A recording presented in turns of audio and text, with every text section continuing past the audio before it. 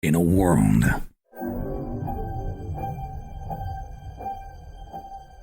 where Carolina Panthers fans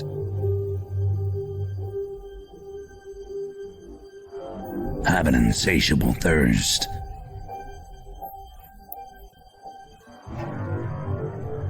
for Panthers news and opinions. Panther fans unite! My name's Tony Dunn. Cody Lashney, how you doing? TK's in the house. How you doing, my friend? The Stat Daddy. But I think Derek Brown, hey man, he deserves that dab on him pick. Dab on him, Phil Snow. Dab on him. All the same, yeah, 100%. We can just Mine is going to go to the fullback. I'm going to dump on the Richie guy. Dab on him, Shaq. I'm going to put the towel on Matt Rule. Y'all took all the good ones. Only one postgame roars ferociously. It's the C3 Panthers postgame show. When it rains, it pours, and the Panthers go to 2-12. Yes, the Carolina Panthers have secured their second win of the season in what was a wet, messy game that at one point had 8 punts in a row, and that was after 2 fourth down failed conversions by each team. The Carolina Panthers found a way to win. It required keeping their opponent to 7 points and a last-second field goal by Eddie Pinheiro. No touchdowns on the day for the Carolina Panthers. Chris Tabor pulls off his first win as an interim head coach. And Bryce Young, best day of his career, 167 yards, 18 for 24. It's the C3 Panthers post-game show. I'm here to chop it up with Cody Lashney. Welcome, my friend. Oh, Tony Dunn, we don't get to do this very often. We don't get to do post-game shows coming off of a W, baby, but we did it today. And you know it's fuck the Falcons every day of the week, baby. I don't care that we're out of the first overall pick. I don't care that we're playing for nothing. We beat the Falcons at home. And yes, it was a Ron Rivera football game every step of the way. A very low-scoring game, but I'll take it no matter what, Tony. And you know what? We're going to do it with the best damn Panther fans in all of YouTube. Brandon R., Jay Thomas, Fast Zone News, Muscles Marinara Paisan, my man D. What's up, D? Panther Gal 73, Shane Reed, Stephen Bailey, Trap X, Y-Bit Jordan, Timothy Bells, Tony Dunn. We got the W, baby. Ain't nothing to it but to do it. Let's roll. The number's 252-228-5098. Call in, celebrate the victory with us. What did you see out of this team, particularly from a defense that was not playing around in this game? CK, today I think we saw what people have in mind when they think Brian Burns and Derek Brown on the line. They were visibly impactful throughout the game. Yeah. While he didn't do what Julius Peppers would have done, is take it to the house, Brian Burns made a difference in today's game, and Derek Brown is unstoppable. This defense, destroy your world. Yeah, this defense held the Atlanta Falcons to 7 points, found a way to get the ball back to this Panthers offense late, and they squeaked it out.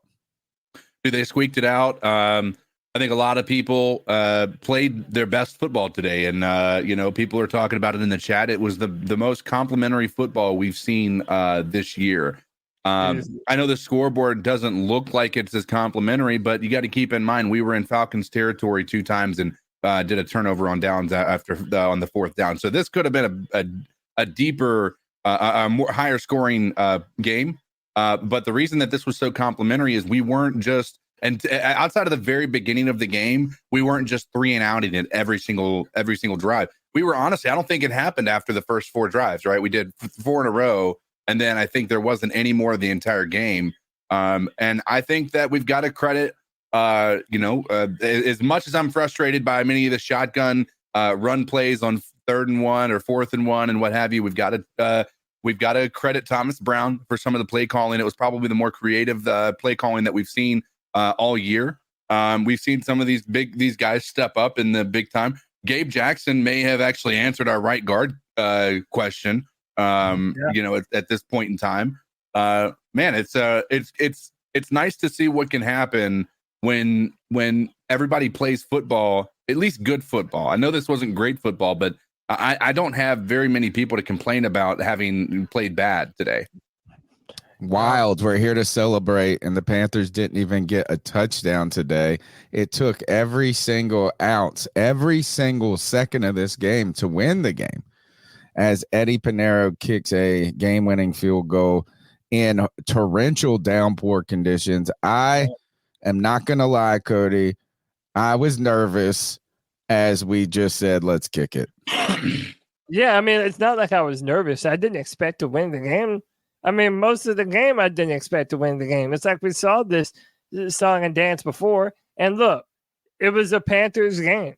Like, this is yet how many weeks in a row where the Panthers defense keeps us kicking and screaming in football games every step of the way, man. Frankie Louvu flies around, smacks people in the mouth. Brian Burns played incredibly fast today. And boys, we need to have a conversation, man, because I said how important this year was for Derek Brown. And I mean, through the end of the year here, he's exceeding my expectations of what I thought was possible for him. Literally every play, this man, dude, he's like the juggernaut. He's the juggernaut, bitch. He is throwing people around. He's so aggressive. His hands are violent. He's on every play, man. You're shutting down the run, allowing everyone else to play faster. I know everyone's going to talk about the offense today because that's always what we talk about. But, man, when they show up the way they do, damn if they don't look impressive, man. Even Dante Jackson was flying around, making tackles, which he's been known to do. It was a very sloppy performance by Atlanta offensively. Desmond Ridder, dude, I'm sorry. I know we have a lot of questions about our quarterback. I'm sure the Atlanta Falcons do as well. But these were two bad offenses versus two aggressive defenses. And the Panthers came out on top, baby. And it came behind running Chuba Hubbard. And I love it. Run, Chuba, run, baby. The number's 252-228-5098. Celebrate the Panthers' second win with the C3 Panthers post-game show, and we've already got 50 people in watching the broadcast right now. Big shout out to some real patron saints of the podcast. Nirvash with a 10. Actually, no, let's start with Nirvash, $10 love bomb. He says, can we all just admit that we saw some good things today and yet be critical that both our wins came off 15 and 9-point performances? I don't want to see the Bryce fans versus hater wars going on.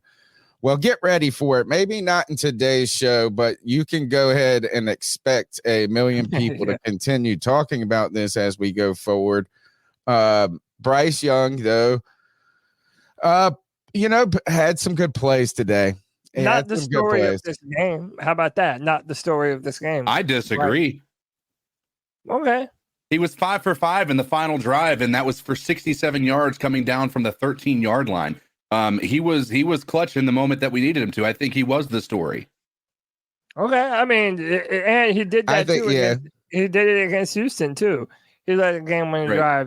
They even said it on the broadcast he played well. Again, I'm not saying it's not a story. To me, it just seemed like more of a defensive thing. I agree. As the defense, that turnover, this game's over. Sure. Oh, absolutely. Jerry with the 999 says Reich was a defensive coach. Old school coach, not an OC. Bryce finally had plays to throw longer than being locked. Andrew Luck did a lot better without Reich in his career. So basically saying, hey, now that we're moved off of Reich, we're doing a little bit better. And hey, a big W for Chris Tabor. And Jay Thomas with the 499 says, I'm way too overly excited for this win. I know. But I don't care. It feels great. Jay, you're allowed to feel good. We don't get this very often. Baby, you got to savor this moment while we got it, man. The juice is worth the squeeze. We're going to be happy on a rainy day in Charlotte, baby. We appreciate y'all for joining us. Yeah, and if anything is like, while it may be, look, as I hope there's some Atlanta Falcons people coming into this show right now to hear this, is that I'm sure they're going to be so excited or all week be talking about how, well, the Carolina Panthers didn't even score a touchdown. They're such a shitty team. Well, you know what the best part of this season is that shitty-ass team raining on your parade as you continue to squander the division away, right? As we know the Panthers stink, but today's win, as Tampa goes on to win on the road, is just another moment in the Saints and Falcons continued competition to fail at trying to win a football game. I mean, is these guys, I'm so happy that they're unhappy. The Carolina Panthers moved to 2-12. The number's 252-228-5098. Let's go ahead and just start taking some calls right here, and then we'll work through the game as we do that. You guys go ahead and smash the thumbs up button and get into the conversation. Yes, sir. And thank you to Tyler Gaines for the $1.99 and Charles June with the $5. Gotta support the podcast, especially when we win that game. Appreciate you, Charles. And listen, man, it's time to let y'all's voice be heard. The number is 252-228-5098. Let's jump into these cat calls. So what are your thoughts on catcalling? Yeah, it's pretty. You shouldn't do that to somebody. And how did that make you feel? Very uncomfortable. So how do you think catcalling makes the person feel? It feels good, like. Who's that cat sitting in the back corner with his face buried in his nose? Who's that kid that can use one?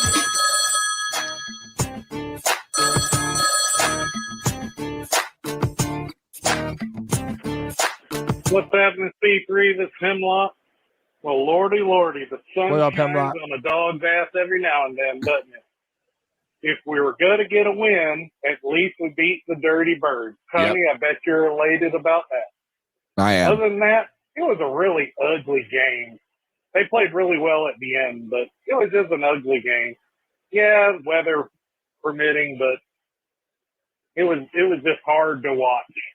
Anyways, we got to win. We are not going to tie our worst record of the season. So now we're one up on it. Thank Hopefully we God. can get one more, and maybe we'll ruin Chicago's first round pick. All right, guys. You take care. Keep pounding. I'm out. See you on the flip side. Keep pounding. Tony, we were 2-16 in 2010. 2-14. 2-14. 2-14. Yeah. Yeah, so you were tied for that right now. I think the other, CK, do you remember in 01, were they 2 games in that season too, or 1-15? Can't remember it. How about this is that the Carolina Panthers may have had an ugly game, but they did have 129 yards rushing, 87 on the ground, 1-15. So we have surpassed the 2001 record. Chuba Hubbard, 87 yards on 22 attempts. Miles Sanders, not really a factor in this game, only 6 attempts, 2 yards. He had 129 yards rushing, one of those being a kind of jet sweep play with the Smith-Marset. Bryce Young, 167 yards, no touchdowns. While those numbers are hardly impressive, in a rainy game, where you know that this is going to be a game that you want to win on the ground, the Atlanta Falcons seem like a team that's supposed to be built to win this type of game with Algier, with Bijan Robinson, with these who else? Who's the other guy? Cordero Patterson. They only had 52 rushing yards today, guys. Yeah, we did a great job stopping the run. And I think that you have to give credit to that front seven. You have to. Derek Brown is a destroyer of worlds, man. From now on, I'm calling that dude the juggernaut. I think he's the best player by far on our football team. Yeah, man, the way we stopped the run today is what we've been wanting to see for years. We've all felt like our run defense has left wanting for so long, and now you finally get a good performance. Bijan Robinson and Tyler Algier really didn't do anything today. Dude, you have to give credit to that front seven, man. Derek Brown, Brian Burns, and Frankie Louvu, they were on damn near every single play. And, dude, I also think that you need to give Ajiro Rivero some credit. this entire season, the defense has by far been the best part of the Carolina Panthers football team. And if we had any semblance of an offense, we could be in contention to compete for this division with how terrible all these teams are. Like, yeah, I mean, if they had a Bolt, if this offense isn't even on life support. No. And dude, when you look at the Falcons, the Saints, and the Bucks, like they all take turns having down weeks. It seems like nobody wants to win the division. Oh, no. So yeah, that makes it all the more disappointing. But this defense is good. I'm at the point where I sincerely hope that whatever coach we do bring in next, there is a concerted effort to keep Ejiro Rivera around to have some consistency with the defense. But I tell you what, no one is more consistent than your boy, Mr. Strats, who just gifted a victory donation of 20 gifted memberships to the C3 Panthers Podcast. Strats, you're the homie, brother. What was it? I just really think, I wonder how many coaches, guys, are going to be, how many coaching vacancies there will be this year. The Panthers, I think the Commanders. Yeah, they're talking about that. They're saying that that's pretty much a foregone conclusion that he's gone. Bears. The Bears, yes, after they just lost the way they did to the Browns, I agree that he's probably on the hot seat. Some people believe McDermott. Chargers just fired Raiders. Yep. And now, I mean, I think if you're Atlanta right now, if you're an Atlanta fan, Arthur Smith has to be on the hot seat. Yeah, you got to be going bananas right now, which this is not great for us. There's going to be a lot of competition out there for all these coaches. Yeah, and that's why I've been saying for a while now that as a Panther fan, you need to broaden your list of acceptable coaches. A lot of people are already on one train or another. It's Ben Johnson or bust. And then there's been a lot of rumors that at team meetings or whatever, David Tepper was apparently talking with Ben Johnson's representatives. So that relationship is already there. But no matter who it is, I genuinely feel that there's a bunch of good options to be the head coach of the Carolina Panthers. I'm a fan of Bobby Slovic. I've said that a number of times, the offensive coordinator for the Houston Texans. Ben Johnson is a name.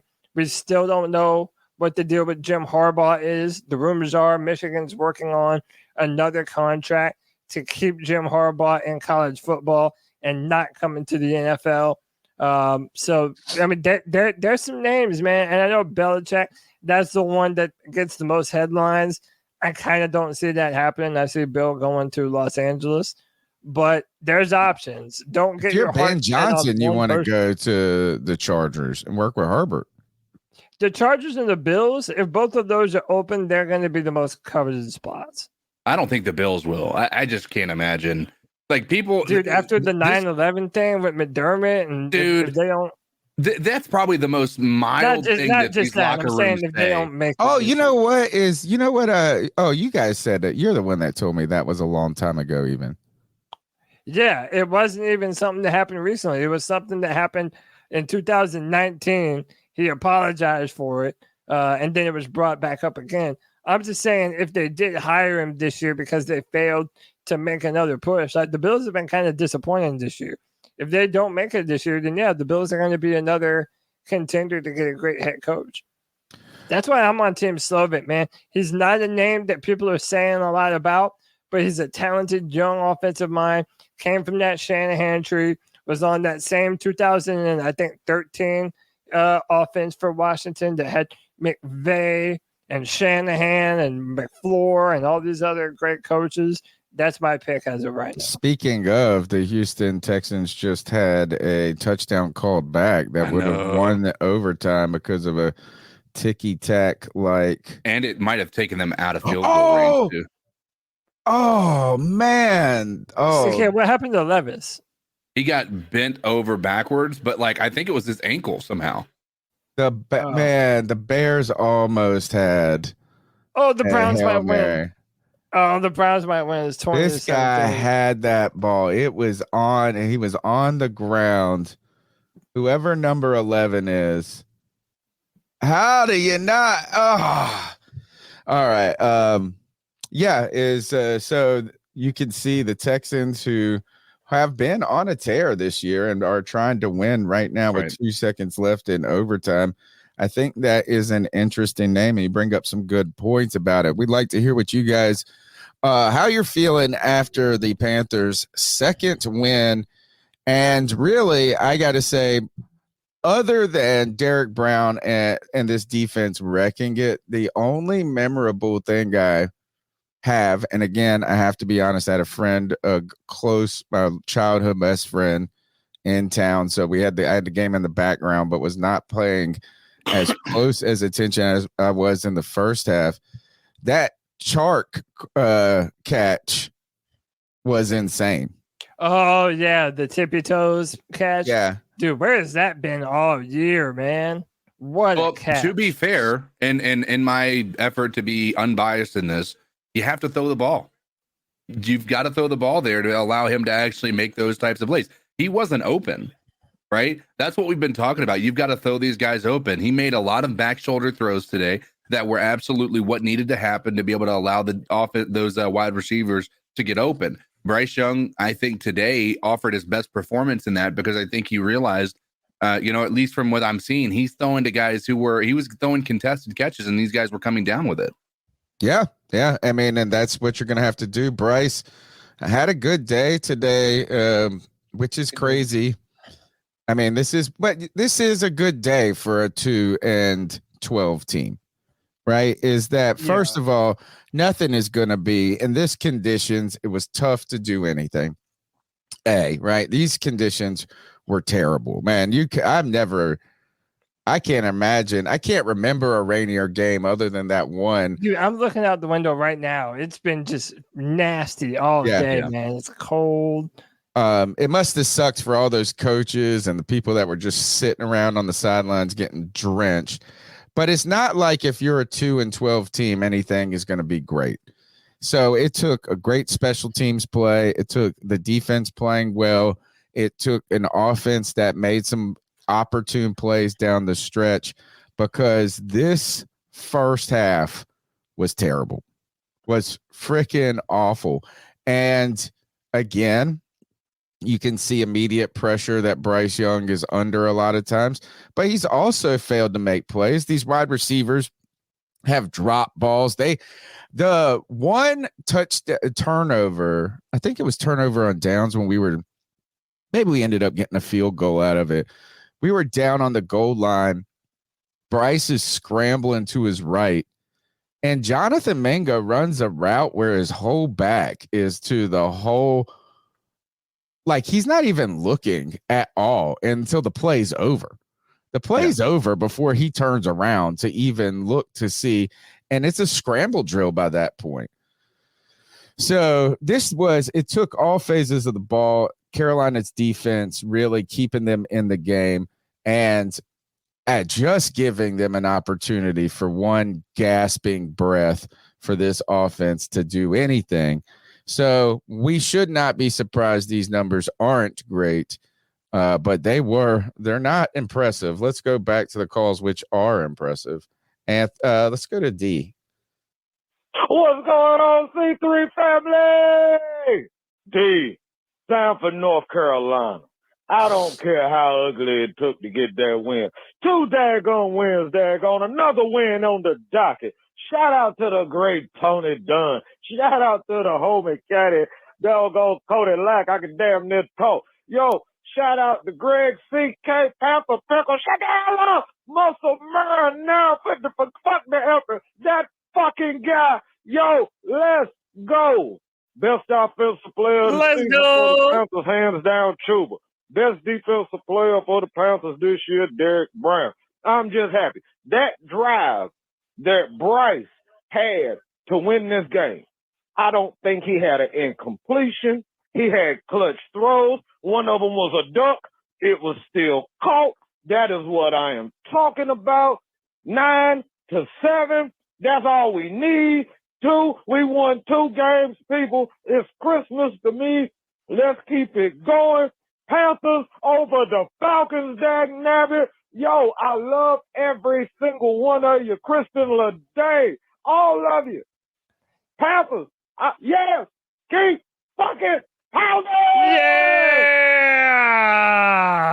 Man, you gotta love the excitement. We've been walking through a desert of happiness. We needed that. We got a lot of people joining in on X, or AKA Twitter, C3 Anthony. In fact, C3 Anthony, 2023 wasn't a good year for the Carolina Panthers, but I'm trying to make 2024 a better one for myself. Get started on your resolutions with Factor so you're ready for the new year.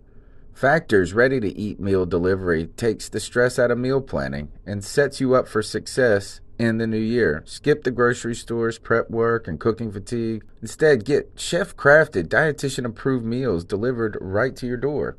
With over 35 meals to choose from per week, including keto options, calorie smart, vegan plus veggie, and more, plus over 55 weekly add-ons, you'll have a ton of nutritious and flavorful options to kickstart your resolutions. Skip that overpriced takeout trap. Factor is cheaper and way more delicious than takeout.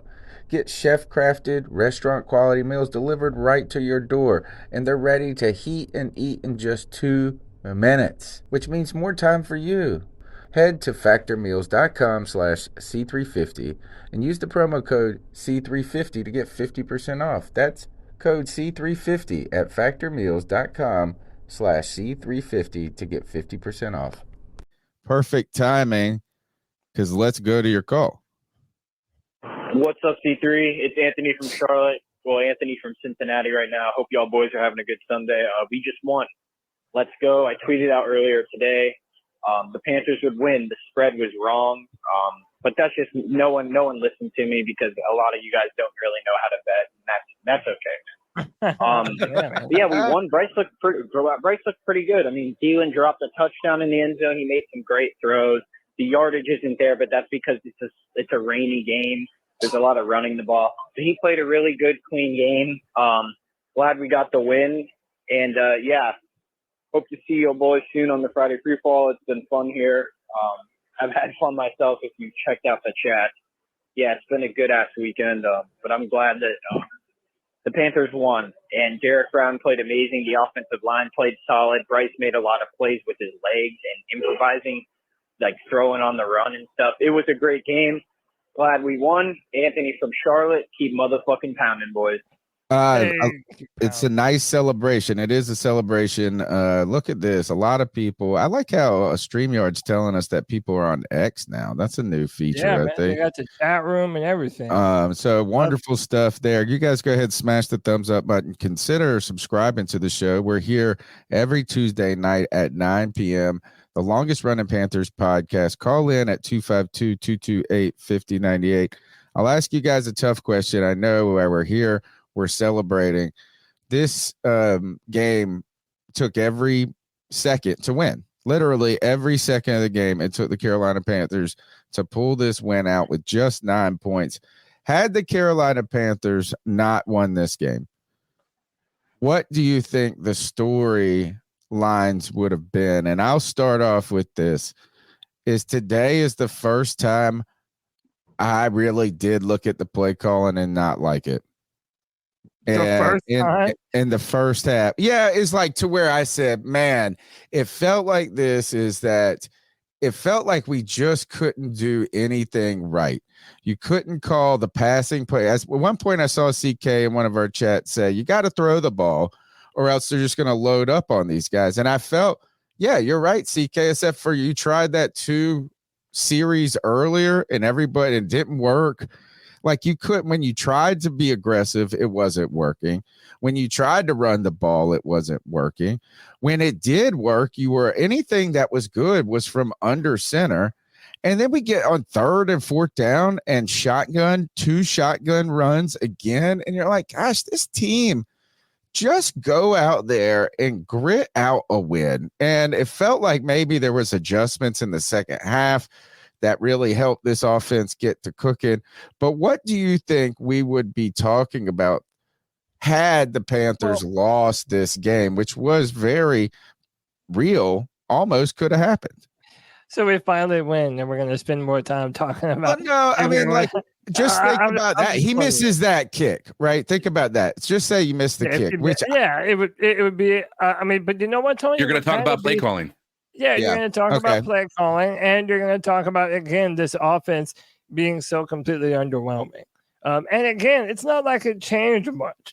Like our offense, we were running good today, but early on, you're right. The play calling was terrible. Our refusal to run the ball on 3rd and 4th down. It's like even when we do, we'll run it from shotgun. I know CK made a point on Twitter, like how maddening it is how much we run from shotgun. I think that's a problem. I think just their overall play calling on short yardage downs has just been fucking abysmal all year. Also, but yeah, go ahead. I was also add, like, even though it worked out, I am not a fan of the decision making at the end of the game. The decision to just kneel it down, 2 yards out from the end zone. I didn't love it either. I didn't love it because of the weather conditions. I didn't like the idea of just saying, let's kick it. I thought you could have just run a touchdown in. They weren't moving the ball at all. I would have rather you run the ball. If they didn't make it, great. If they fell back a yard or two from time to time, great. That's fine. We're still running the clock out.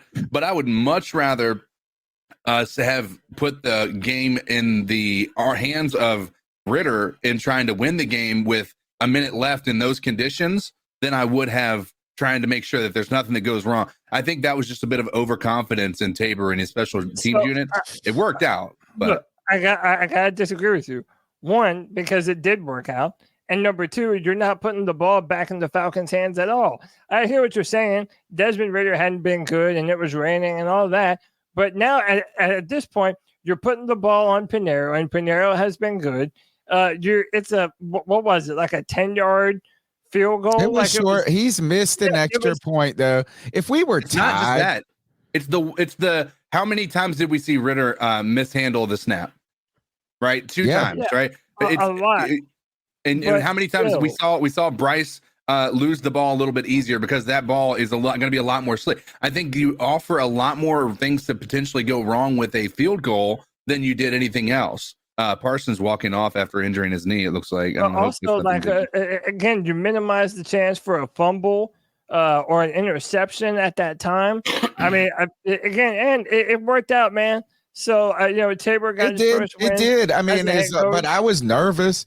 I was sitting there going, man, it just stinks to put it all to one play.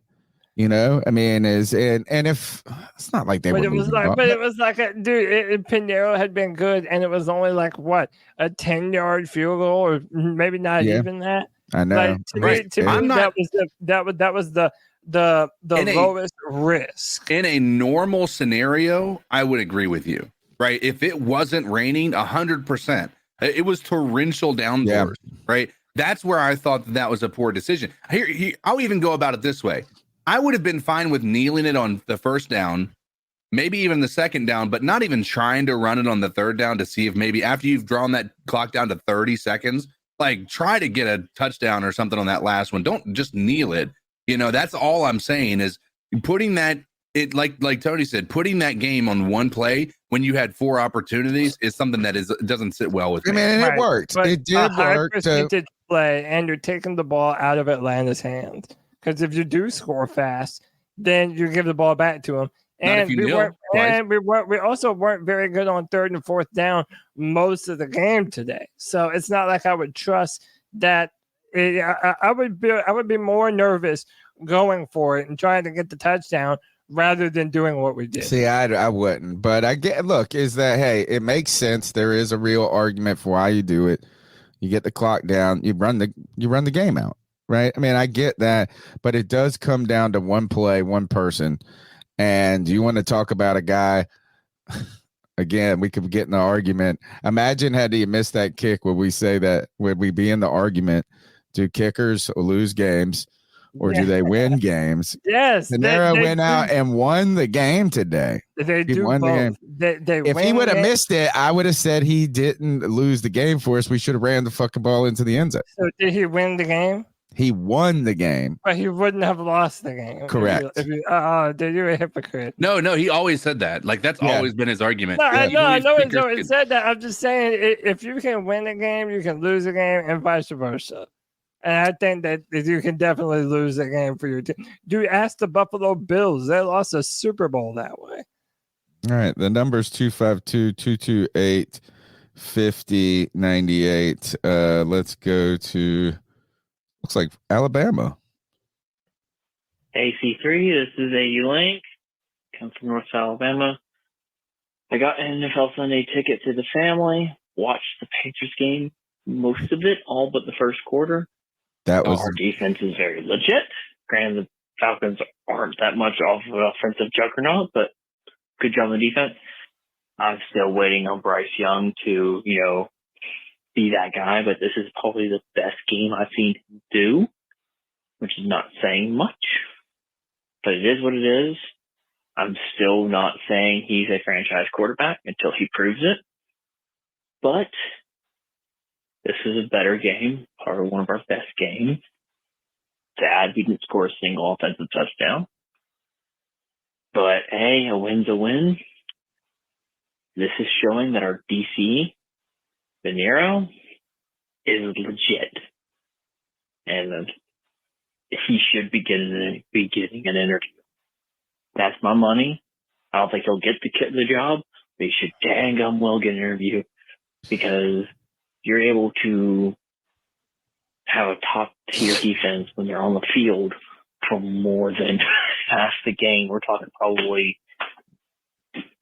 60% of the game. That's amazing. Well, I'll see you guys later. We're watching podcast and keep suffering or keep pounding. It depends on the week. Yeah, I mean, this was if this season has been Chinese water torture, this is the moment the drip stopped for a little bit. Right? Is like the drip on the top of the head that's been driving us crazy. That is this season. We got one moment of respite as this team inched ahead by kicking 3 field goals, an old John Fox type of win against the team. The best thing about this is making the Falcons lost to a 1-12 team that couldn't score a touchdown. They lost to that team. So their day's miserable. We are getting a moment of respite from the Chinese water torture. And then I got this question. I saw this when it came. It looked like it said, Josh Wood said, crazy how negative fans can be even winning. Shake him head. Our fan base is wild. I was wondering when he said that, I'm trying to figure out, is he talking because we are debating if we like the idea to kneel or if there's some other things, but let's turn it to this. The caller said, hey, Bryce Young's best day as a Panther. Now, remembering that this is very difficult conditions for a quarterback to thrive in, 18 for 24, 167 yards. So not the most prolific day, but got pretty precise in the second half. Let's turn it over to Bryce Young here. What did Bryce Young do well today? And I'm not saying that facetiously or in a snarky way. What I mean by that is let's take this moment to see what we saw from Bryce Young, because those 6 incompletions they must have all come in the first half too. They did, dude. It was that first drive or that second. There was a few that he had overthrown. There was one that was a miscommunication with Mingo where he went to the sideline instead of up the field. I think what he did right today was exactly what I mentioned a minute ago. He stopped throwing to college open receivers and started throwing to NFL open receivers. Yeah, a great play there. You've got tight windows. I think we've been wanting Bryce. Some of these plays that have maybe been misses, it feels like he is waiting for them to be college open, as we've used that terminology. Still having trouble connecting deep at times, it feels like. There's some wild overthrows now on his film, and they're pretty consistent. I think what you're hoping to see that as this second half unfolded, as the Carolina Panthers get this win today, really, I think much of Bryce Young's struggles on what he can control. Of course, we're going to talk about the wide receivers not being good. We're going to talk about the offensive line, but he can control some things in his universe. And one of the things I think that's probably been the biggest detriment is a lack of confidence.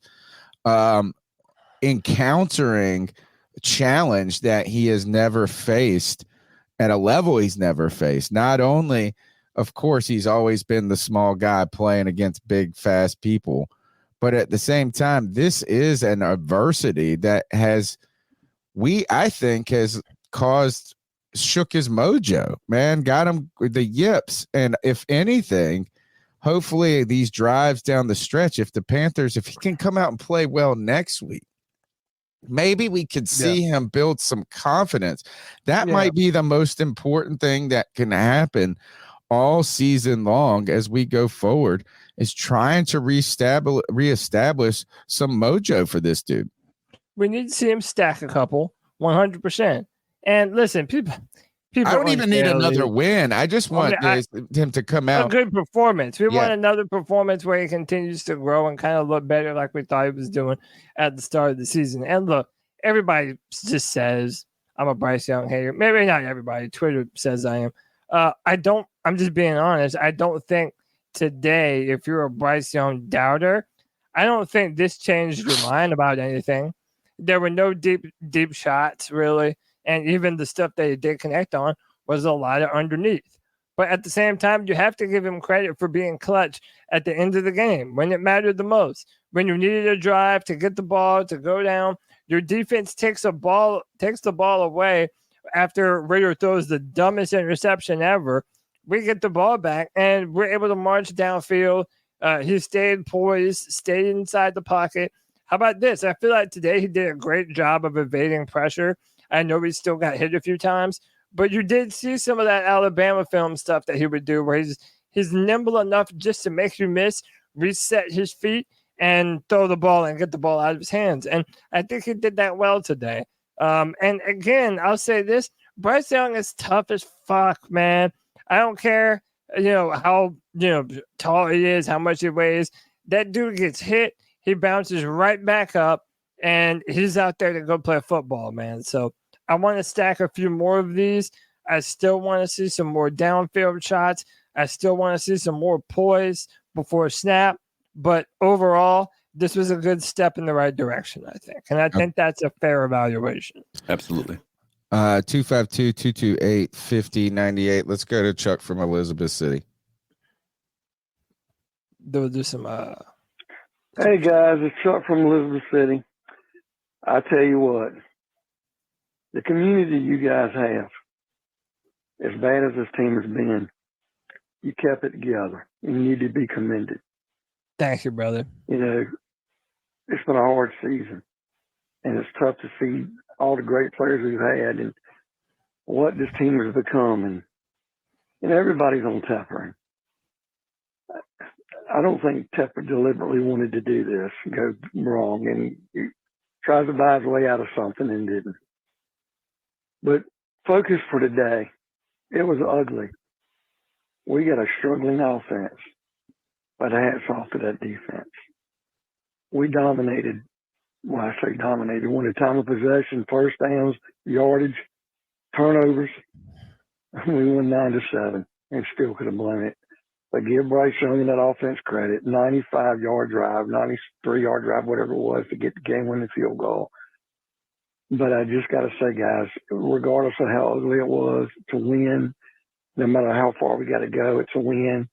But put a smile on your face, because people in Atlanta, you got to be crying. Oh, I'm telling you. It's always good. Because remember one year we were 15-1, went to the Super Bowl, and Denver shot our dreams to hell. That one lone regular season loss was at Atlanta by 7 in Atlanta. They ruined our perfect season. So it's good to kind of put it in their face. Yeah, they're my most hated team out of anybody. Or the Falcons. The worst fans that I think I could express are some of the worst fans I've ever met are Falcons fans. Let's just put it that way. Oh yeah. I'm not going to overly I'm going to make overarching statements saying it's all Falcons fans, but the ones that I know are some of the worst. We've got some good super chat, some awesome fans celebrating this victory with the C3 Panthers post game. Who do we got to give some shout outs to right now? Well, CK, you want to welcome a new member? And let me warn you, it's a doozy. Okay, we're going to try it. It's a doozy. I'm going to throw you through a whirlwind. You ready for this? Oh, gosh. Prepare yourself. Oh, I got this. Ladies and gentlemen, boys and girls of all ages, we have a new member. Barack Monfils has decided to join the C3 Super Fan Club. For $1.99, he said, I want to be able to support this channel while at the same time joining this elite club. Welcome to the C3 Super Fan Club. Barack Monfils Evangelista. Yes, sir. He's a proud, I believe he's in Houston with the Roaring Riot. That's awesome, man. Thank you for the support. For $1.99, you can be a C3 super fan. It helps us continue to grow. We just recently shipped out a Bryce Young jersey to the Mega Mango winner, which I have to bring back Bad Mango next. Bad Bingo, Mr. Stratz. Yes, Angel sir. Investor. Mr. Stratz with the $2 says, who gets the game ball today? Chuba, our D, or Eddie? Man, a lot of good ones that we can pick today. Yeah, to me, it's Pinero. It's got, look, I mean, he's all the points scored were on his foot. I'm giving him the game ball. You're not wrong. You would not be wrong. Eric with the $2 says the Falcons were no match for our all black jerseys, baby. Let's go. Dude, is this not more evidence for why we need to adopt the black helmet as the official helmet of the Carolina Panthers, dude? Come on. It looks so good with everything that we do. That's the one, man. We look so dope, so slick in the all blacks. I wish we would do it way more often than we did, man. But you know what? We'll probably get that before we get consistency in the organization. So. No doubt. Today, again, the Panthers win 9-7 as they continue to frustrate the Falcons' hopes to win anything in this division, or as they, not once they continue, as they frustrated. The Carolina Panthers have had 2 wins, and every win that they've had this season, and this is a sign of a bad team, is that it's taken every ounce, every second. Both the Texans game and this game today came down to a final drive to win the game, where we get to talk about Bryce Young and really what we believed were, I guess, maybe some of us why we have been maybe underwhelmed by Bryce's rookie season. I'll put it that way, by his rookie season, not by him necessarily, but by his rookie season. But this was the kind of it factor that we were so hoping that separated Bryce from some of these other players, is that it might not be his physicality. Certainly he has the mental acumen, but there was a clutch gene that we kind of, or at least I thought, was a big part of the selling point of Bryce Young. This team could have won more games, though, had they had any competent form of an offense. This offense sucks, dude. Dude, sucks is an understatement, man. It's one of the worst I've ever seen. And then last but not least, we got AU Link with 2 love bombs of $2 each. He says, Young did not lose the game, but he did not win it. And I think that's a fair statement. And that's what I was saying earlier, CK, when I said that Bryce isn't the story of this game. Yes, Bryce was a part of it, and he definitely played a part in our victory. But to me, like, it's not like 4 touchdowns, 400 yards. It was a good performance that helped this team win. My argument always is this, right? If your position would be different in a couple of ways, right? So if Eddie Pinheiro missed a 40-yard field goal, he lost the game, right? Even if he scored 3 field goals before that, like he did everything, he did his job for the majority of the day, but because he didn't win the game at the end of the game, he lost the game, right? That's what your belief would be. Right, yeah, Right. but also So- you would say the same thing of a quarterback who throws the last second interception, but threw 5 touchdowns. Right. That's what I'm saying. My point being is the opposite would also, in fact, have to be true. Right. So if Bryce Young, the final drive of the game from his own 13-yard line in the rain is 6 for 6 on over 60 yards. I mean, you've got to listen. This dude was making dime throws. That throw to Chark was on that last drive. Like that beautiful throw that everybody's talking about is the best of his career. That was on that last drive. So as I understand your position, we moved down the field because of Bryce Young.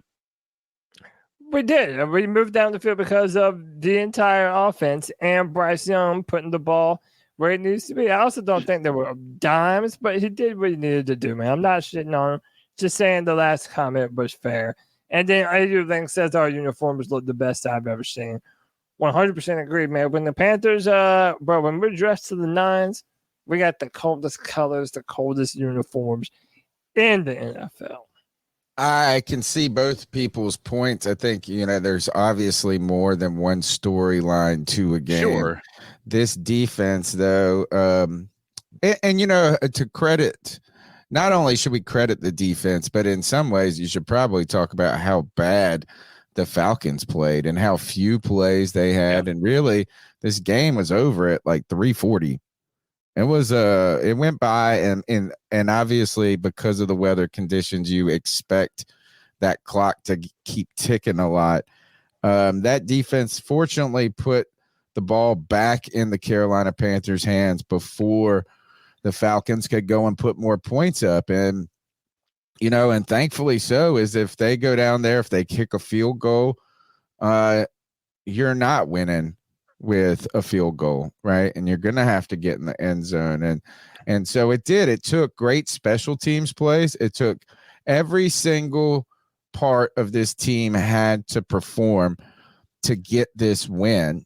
And this is really, to me, guys, I was thinking about this, and I know it just sounds like, I don't know. It's like, I don't think it just shows you how a few things in life can go one way or another, and it dictates such big terms. You get a couple of games like this. If the Panthers were able to win 5 or 6 games in this fashion, Frank Reich arguably still has a job. And you're you're optimistic about the future, maybe not happy about the performances necessarily. But I said this team was not talented enough to think that they're just going to go win. They're going to have to scratch, claw, bite, throw sand in your face, play dirty or whatever it may be, because you're always outmatched. And this is a great example of it. To get their second win, it took a defense that held this other team to like no offense, basically 200 yards of offense. You had a last minute drive where your rookie quarterback was precise, was perfect, gets you down the field, and your kicker on special teams had to get the thing done. All 3 sides of the ball were on. Their fingerprints are all over this. Dude, how about this? I can't believe we've made it almost an hour into the pod and haven't mentioned this. Why have we not played Smith Marset for as long as we've had the dude? What was it? I always mess up his name, like Ilir Smith Marset, something like that. Dude, the guy's dynamic. I'm not saying that he's incredible, but he's a speedster on our team that we've been in such desperate need of. You went out and got him. Like, why are we just now seeing this dude? Like, make him a part of the offense, man. There are creative things that you can do with him up the sideline, doing jet sweeps and motions. Like, it's like incompetence, man. That's why it's hard to defend Frank Reich and Thomas Brown in those scenarios. I think there's one other conversation we need to have if we're going to talk about wide receivers. We were only 4 wide receivers deep today. That was it. That's all they had active. They had TMJ was they healthy scratch. Dude, Mike K wrote a story about it on the Charlotte Observer. Do you know how bad it is to go into a game with only 4 wide receivers active? I was thinking about this, and and I think Tabor addressed this when Mike Kay asked him about like why TMJ's been a healthy scratch. And I wonder how much of that has to do with problems on other position groups where you just have to, where you go, look, we got to have men that are going to play guard, even if they stink. Today we had a guy I didn't even know was on the team in Thurman at defensive tackle or whatever. Or when he was playing, whoever that guy is on defense, I've never even heard of this dude. And then who was this right guard? Never heard of this guy either. Was it Gabe Jackson? Who the fuck is that? That's the guy that we picked up from Seattle, right? Or he used to be on Seattle. He's played a number of snaps for them. But yeah, I mean, and again, Chuba had a great day running the football. He was good, man. Chuba continues to be good. Fighting for that third down. Like, bro, are y'all putting respect on Chuba Hubbard's name yet? Come on. You need to if you haven't. Dude, Chuba Hubbard is the man. He's gotten better and better. He's running strong. He just hands down running back one on the Carolina Panthers. It's not even an argument anymore. It's not even close. It's not even close. And every time, Miles had some plays, but for the most part, every time he got the call, man, he was loss of 4 yards, loss of 6 yards. Yeah, he was 6 carries for 2 yards today, Miles Sanders. By the way, when he was in and he was losing, that wasn't necessarily all on him. He seems to have a hard time identifying the correct gap to fill, but at the end of the day, that offensive line was letting a lot of vertical penetration, and that dropped them in the backfield. You'd have to have a pretty bad, defensive player has to blow up the play pretty good to lose 4 yards on a run play.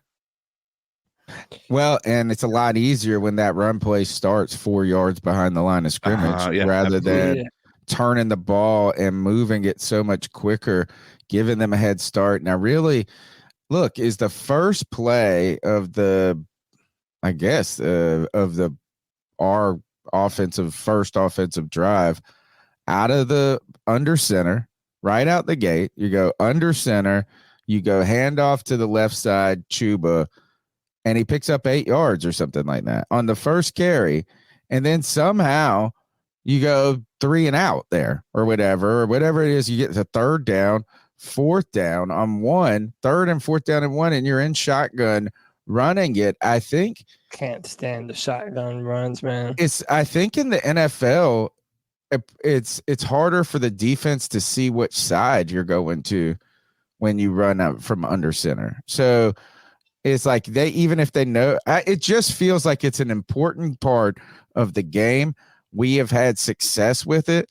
The power run attack that people want to talk about from last year, that comes with that type of setup. And Bryce Young has shown that he can do it. I don't know why they are the proclivity. Even if you want to pass the ball, why don't you have Bryce pass from under center? What's so wrong with that? They've had success. This team, again, yes, we're celebrating a win here, but our top receiver on the day had 43 yards, Adam Thielen. The one catch from DJ Shark was miraculous. Tommy Tremble with 2 catches for 32 yards. Mingo, 4 for 32. This offense did absolutely nothing in this game until they got down. And that's where I guess I was looking at, I was like, oh, Jesus. If they miss this kick. Oh, no, dude. I was worried. I'm still with you. I was afraid, man. I was afraid. I just don't think. I think it's a no lose situation if you if you kneel it down on first down, kneel it down on second down, run it on the third down, and actually try to get a touchdown. And then even if that doesn't work, you're running the clock down. I mean, you were already down to like 30 seconds by that point. And it's not like you're playing Aaron Rodgers or Mahomes or somebody where you were down by a point. You had to kick a field goal. I'm not saying not kick a field goal. I'm saying you should have tried to score the touchdown earlier. I would have tried to just punch it in the end zone, go up where they have to go down and score. Right. We were on the 2-yard line with first down, right? And we went into the 2-minute warning, or we were past the 2-minute warning. They had no timeouts left. There was like a minute and a half left. And so my argument is you kneel it for the first 2. On third down, you try to run it and try to actually get a touchdown. If that doesn't work, you kick the field goal. Right? I would have ran it straight from the first one, trying to get the touchdown, dude. Leaving a minute and a half on the clock, I understand why that would cause some anxiety, right? But yeah, I just don't want to chance it, especially knowing it's a division rival. It's like we always play each other close. Some shenanigans is bound to happen. I love the way we went about it. Okay. Get the win. Get the win. That's all that matters. We're able to celebrate a little today because of it. Can I tell you this? I think Tabor coached his ass off today. Yeah. Like when you think about, everybody was like talking about that timeout at the end of the first quarter or something like that. But he was like, listen, we're punting the ball. The wind is blowing pretty hard. We're going to punt it in that direction. Right. That's why he called a timeout in the first half. Because the wind was blowing hard. And if he would have waited, then that ball wouldn't have gone it would have gone about 10 or 15 yards shorter because of the wind. Because we were 1 second away from from ending the first quarter, and if we went to the second quarter, we're flipping sides. Okay, so he did that. He also did it when we were actually kicking off after a score, and the wind was blowing in our face. He brought out Grugier Hill to actually kick the Why is that? What the hell is that about? So you could do a low line drive kick. This is he coached his ass off, by the way, just to tell you this. So he brought him in, let him kick the low line drive at squib kick it most likely to somebody who's not Cordero Patterson, right? And it allows you to have 11 defenders on the field instead of 10 defenders and Eddie Pinheiro. Okay.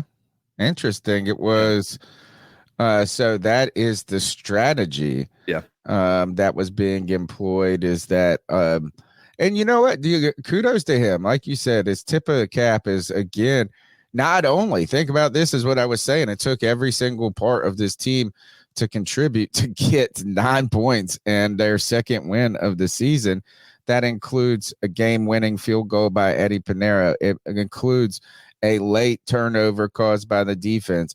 It includes a long drive that was orchestrated by Bryce Young. But that win also includes a coaching staff that made some important decisions throughout the game. And regardless of just how I or CK feel about like how they kneel and stuff like that, it's not a complaint. It's just a discussion. If anything, is that I was afraid it took them, the coaches, doing everything in their power to put this team. That's how bad this season is. Think about that. That tells you how the margin of error has been for this Carolina Panthers team. There is no margin for error. You have to do all of these things to get 9 points and a win. That's what it took, right? That's a Herculean effort to not even score a fucking touchdown. I mean, it's wild to me that this is so difficult for this team. That's what it's just bananas to me that this team is really that bad, but they are able to eke out a win over a division rival and ruin their day. And you know what we got to do? We got to let G Baby get in here and talk about his boy, Bryce Young. Hey, here we go. Hey, you know who the fuck it is? Booyaka, booyaka, booyaka! See, dog, bring your bitch ass over here so I can slap the shit out you. Come over here so I can slap the shit out you, nigga. You ain't invited to the fucking cookout, nigga. Yeah, nigga. All that shit you wanted to come on the free for all and talk that hot trash garbage shitting on the fucking you because of the quarterback. We can't win a game because of the quarterback. Shut your bitch ass up, nigga. Shut your bitch ass up, nigga. Ever come at my nigga like that again, motherfucker? Fuck is wrong with you, nigga? Over the top. On another nigga he didn't even score a touchdown, G Baby. Boy. Hey, it's kumbaya, yeah. I don't give a fuck. Yeah, we got that fucking win, motherfuckers. BY, the truth, played impeccable today.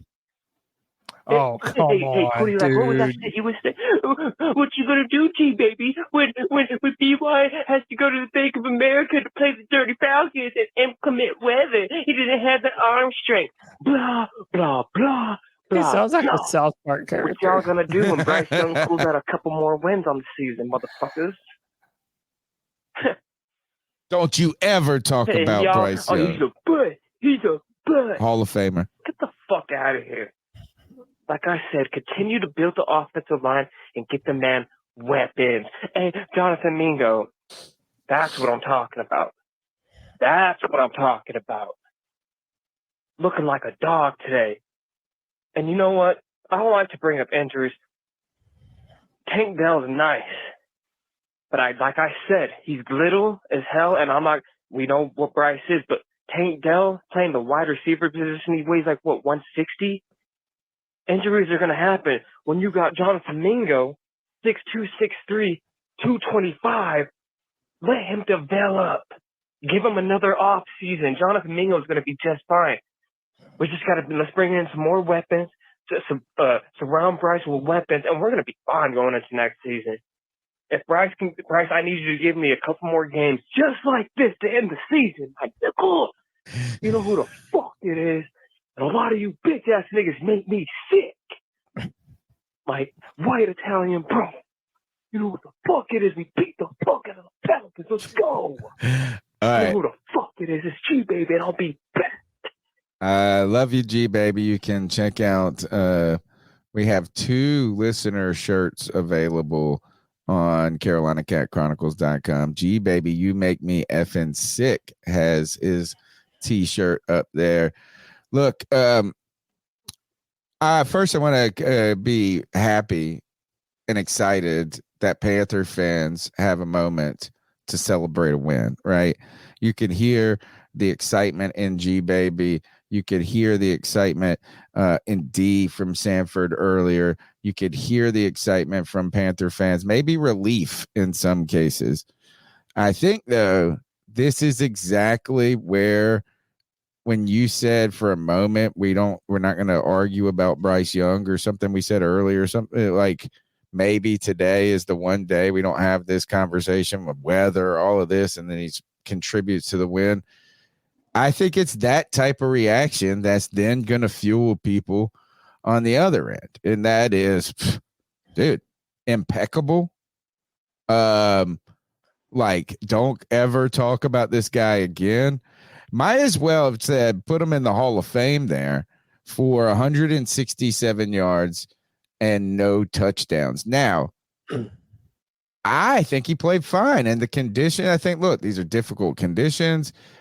He did what it took to win.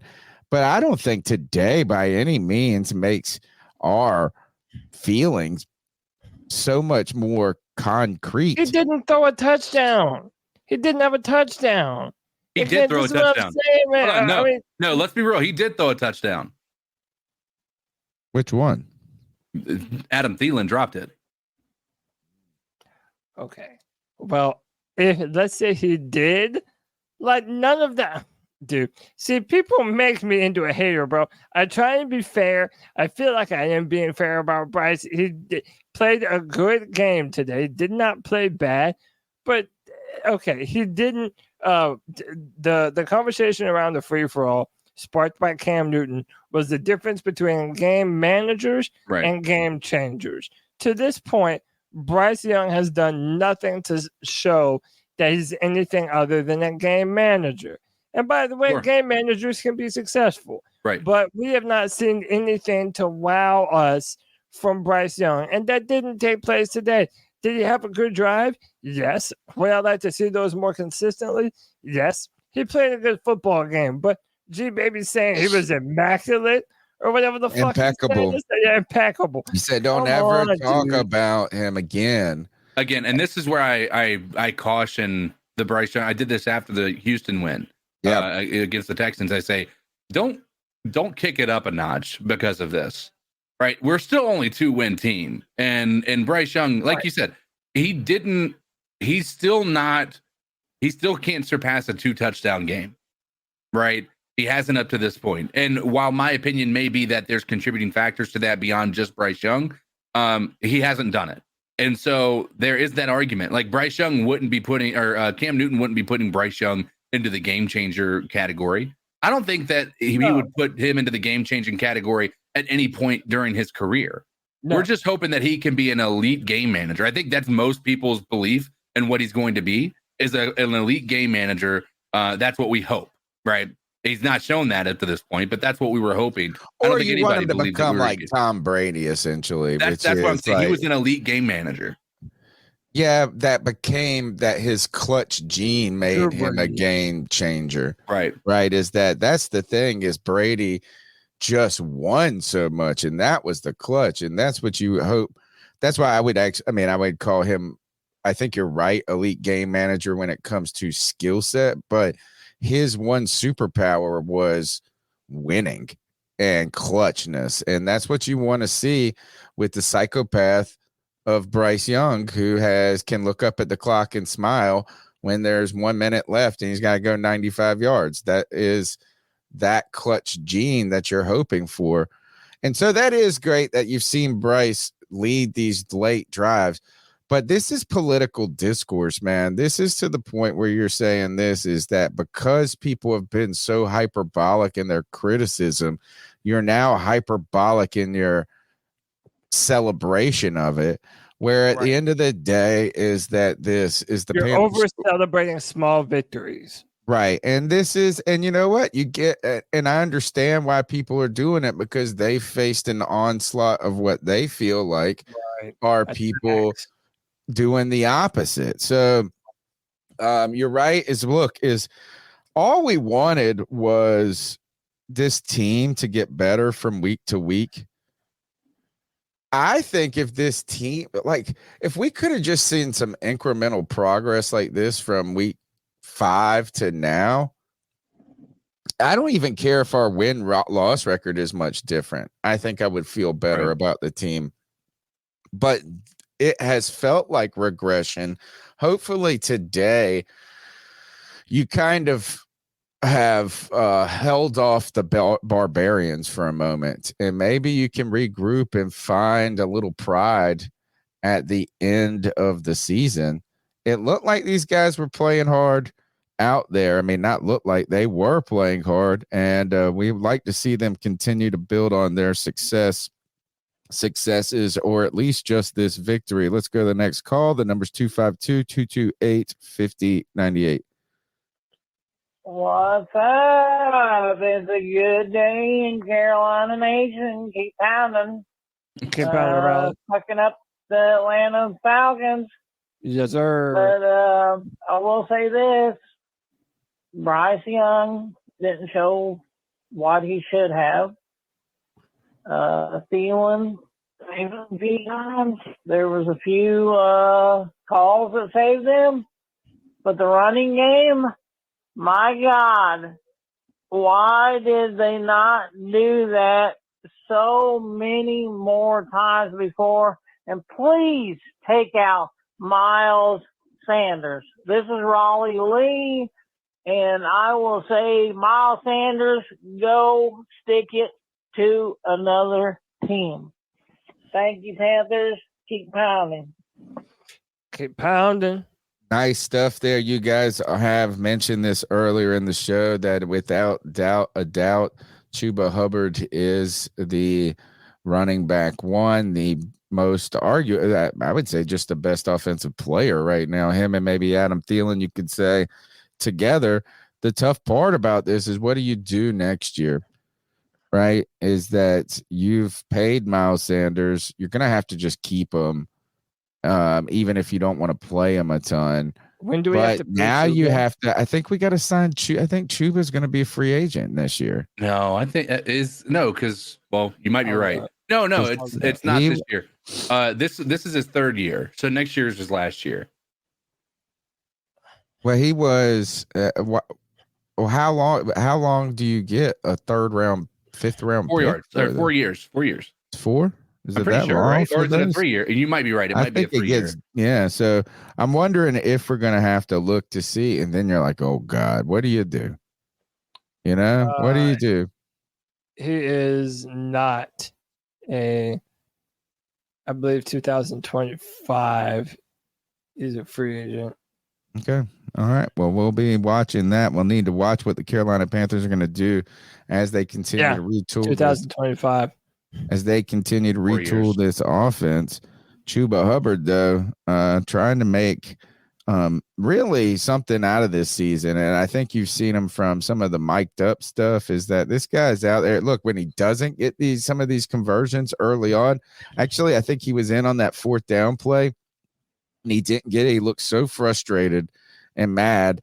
And you wanted to say, look, dude, that wasn't your fault at all. But that is what, look, Chuba Hubbard probably going to get a David Dotto Ball Out Award today from somebody. Let's go to the next call. Woo! We won. Suck it. I said it on Free for All. I wanted to see more progress. I wanted to see more rushing, less shotgun. I wanted to see those wide receivers making catches, albeit ironically, Thielen kind of didn't make a catch from, I don't know, like 5-6 yards out and then to get a touchdown. But other than that, I wanted to see our defense steal some turnovers. I wanted to see progress. We saw progress. That's what I like to see. I think we all like to see it. In the end, they came together as a team.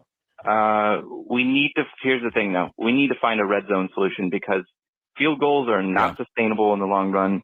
Sure, we got to win today, but I would have liked to see at least a touchdown. So I think we could see another win or two at the end here, especially with the Saints Bucks going back and forth for a playoff spot. And we have seen and we know that Baker Mayfield does kind of choke toward the end when it matters the most. So we could see a win against the Bucks and possibly a win next week against Green Bay and kick them out of the playoffs. But we need to get some touchdowns. I need to see some red zone conversions. I think that's about it. Yeah. Keep pounding. Great call. Great call from a great listener. We need a Mike Tolbert, dude. You mean like a Dante Foreman? A bulldozer, a fullback. The bowling ball, the dude you put in there on the 3rd and 1, and you know that he's going to be able to get that extra yard or two. Like, just because nobody's going to be able to stop that dude once he starts running downhill. Not fast, but powerful. Yeah, I'm glad to see. Look, it's a little bit of incremental growth for most parts of this team, most players on this team. And to me, one of the most exciting, or actually another tough question, who's been quietly a pretty decent player this season is YGM when he's out there, and he's been out there. How long is YGM? Did people maybe write him off too soon? I think we get one more year with him, right? Or was he in the Derek Brown year? And is this? No, you probably get one more year. YGM was in Derek Brown's year, but he was the 2nd round pick. So he will be. He is in 2024. Hang on, I'm almost there. Yes, he's a free agent. He's a free agent in 2024. Okay, so we're gonna have to make a decision on him to see how he's gonna fit in on this team, or if he does fit in. But you got to give him some credit. I think he's been playing decently throughout the season. Let's go back to the calls. Thank you for your support. Go ahead and subscribe, smash the thumbs up button. Check us out on Spotify, Google Music or Play, or wherever you get your Google Podcast, I guess it is, iTunes, wherever you get your podcast. You can download and listen to the C3 Panthers podcast, which is live on Tuesday nights at 9 p.m. You can catch our post-game shows and some of our other content as we continue with the longest running Panthers podcast on the internet, 11 years now, as we are entering our 11th year. Let's go to another call. Bryce Young, baby. Bryce Young. So good to see him win. So glad to see Reich and McCown and Staley out. It was clearly a toxic environment. Didn't even have the right personnel on the field ever. It was great to see. Great complimentary football this week. Love to see the defense get turnovers. Love to see Bryce complete 5 out of 5 to win a game out of his own end zone. I'm just happy for him. And how about Marset? I'm so glad we got somebody with some speed finally. Marset, Chuba, keep Miles Sanders off the field. That guy is terrible. And we got protection today too. They protected him for once, and look what he did. He completed passes in the clutch. You can talk a lot of shit about Bryce, but when the game's on the line, Bryce locks in, and he has delivered in both of the instances. I love to see it. Love to see the show. Appreciate it, guys.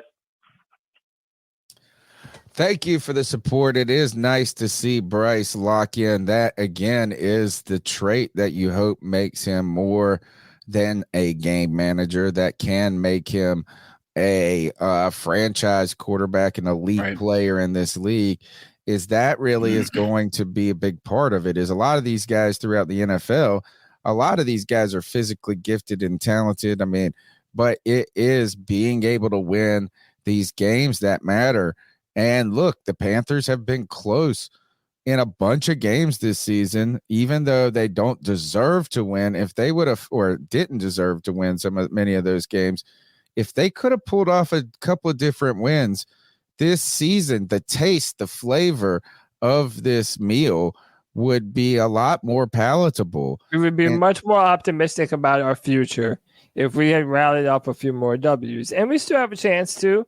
Yes. I mean, hey, we won today. I mean, we might, fuck around and beat the Saints or the Tampa Bay Buccaneers. But right now, we've just been so dead. And today, this offense didn't really look that much different than anything that we've seen. It was basically virtually identical to what we've seen all year. It was the same in the Texans game, too. We just had the lady luck swing our way, and that's good. I still think we have a lot of questions about this football team, but a victory is a victory against a division rival, man. I think, too, and this has been the hard part about this Chinese torture, that is water torture, which we have been calling the 2023 season. But those are, if you could have gritted out some of those and had Lady Luck go your way a couple of times earlier, I think that good luck makes more good luck in a way. You could, and really what I want to see, I think the thing that I have been concerned with is we've seen Bryce Young struggle in the past 5 or 6 weeks, is really worrying about his confidence, his psyche going forward. And if he can, I feel like some of this is kind of just shaking off the ick a little bit. It's like, it's just like, it's like nothing is going right. I can't hit a deep ball. I'm not a bad deep ball passer. When I make the right read, I make a bad throw. When I make a good throw, the wide receiver's being an idiot. When I, am ready to make a big play and change the game, our offensive line sucks. Nothing has gone right. If we could I just like to see Bryce Young play with cool confidence, that I think he has a swagger that I'm cool. I don't got to let you know I'm cool, but he's just got to get rolling. And if so be it, if 18 for 24, 167 yards is the thing that starts that process, if that can turn into a 200-yard game next week with 2 touchdowns, then all of a sudden you might get a dangerous Bryce Young. That's what I want to see, him regain his mojo. Let's go to the next call. Bryce Young, baby. Bryce Young. So good to see him win. So glad to see Reich and McCown and Staley out. We just heard this one, right? Yeah, that's the one we just heard. Let's see. Woo! Good old sweet Carolina. Woo! We won. Hey, what's up, Noah? We're still, we don't have the best record, but at least I take the win. I feel like on the offensive side of the ball, we executed. I feel like it should have been some plays that that we could have fixed up a little bit better. but we executed on both sides of the ball. We got the win, and I'm just happy. I'm happy we beat a divisional opponent, and yeah, I'm happy. Sweet Carolina, woo! That's the next generation. Yeah. Look, we need more Noahs out there as we continue to build the Carolina Panthers, community. Not that we're doing it, but as the team is growing that culture. We are generational. I tell you, I'm sure Noah was hungry for a W. And if 4 weeks I won't care how we won this game. It'll just be a win in the rear view. So if it's ugly, if we win games ugly like this, in 2 years, we're not going to be like, that fourth game we won, like we could. A W is a W. Yes, it is. This team, though, this offense, you cannot get W's with an offense like this. You're not going to get they are 2 and far between, literally 2 wins and very far between those 2 wins. You have to be able to score points. And this team has not this has been the worst offense. It is bad. I think the 2010 offense was worse. I know that sounds wild to say, but this team just has been bad. Yeah. The offense has to be one of the worst ever. And by the way, shout out to Noah for sticking around, for being a young man who says, you know what, even though these Panthers do nothing but lose, bro, I'm going to continue to support the squad, and I'm going to continue to support the C3 Podcast, man. Shout out to Noah, big dog. What's up, bro? The Buffalo Bills are up 14-3. What other score updates? It looks like the Rams are ahead of the Commanders. I don't know what else they just kicked the field goal. It's 13-0. Well, they didn't show if they made it or not. Okay. So, and the San Francisco 49ers are beating the Arizona Cardinals 21-13. Let's go to Joey, the Blind Panther. Joey. Hey guys, it's the growl that makes them howl, aka Joey the Blind Panther. What? We won? Yeah, we did. At a game where I was absolutely dreading. I was thinking about going, but decided not to do that because of the awful weather and, me having hearing devices that can't get wet. So I decided not to actually go. Was dreading watching it because our receivers drop passes on nice days, usually. So, thinking, oh God, slippery footballs, slippery field, rainy day, drop passes, not good. But end up getting up around 3:30 with some time to go in the fourth quarter. End up watching it, and the rest is history.